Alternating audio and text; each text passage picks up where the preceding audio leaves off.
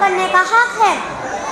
मेरे इस्लामी भाइयों, आइए देखें कि किस तरह कुरान मजीद की तिलावत करके इसका हक अदा कर सकते हैं। कुरान मजीद की तिलावत करने के लिए ज़रूरी है कि इसे दिल के साथ पढ़ा जाए, जैसा कि अल्लाह रब्बुल इज़्ज़त आलमीन का हुक्म है, वरतिल कुरान तरतीला, और कुरान मजीद को ठहर यानी इत्मीनान के साथ पढ़ा करो।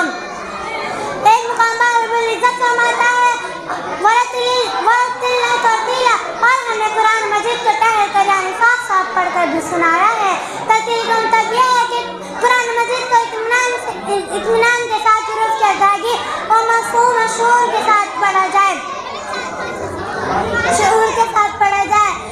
आइए हदीस की रोशनी में मालूम करें कि किस तरह मोहम्मद रसूलुल्लाह सल्लल्लाहु अलैहि वसल्लम कुरान मजीद की तिलावत करते थे।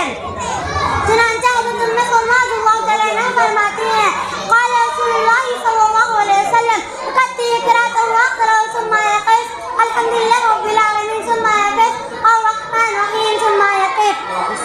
आप सल्लल्लाहु अलैहि वसल्लम अपनी क़िराअत को एक-एक करके पढ़ा करते थे।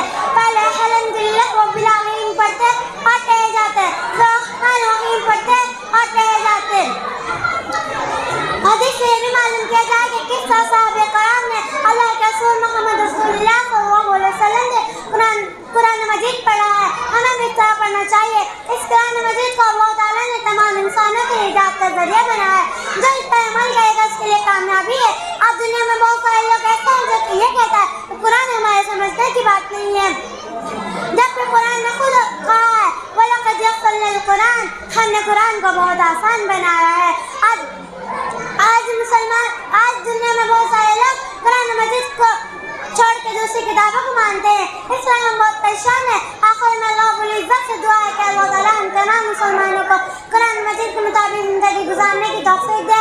आमीन सुम्मा आमीन व मा अलैना अल बलाग। अस्सलामु अलैकुम व रहमतुल्लाह।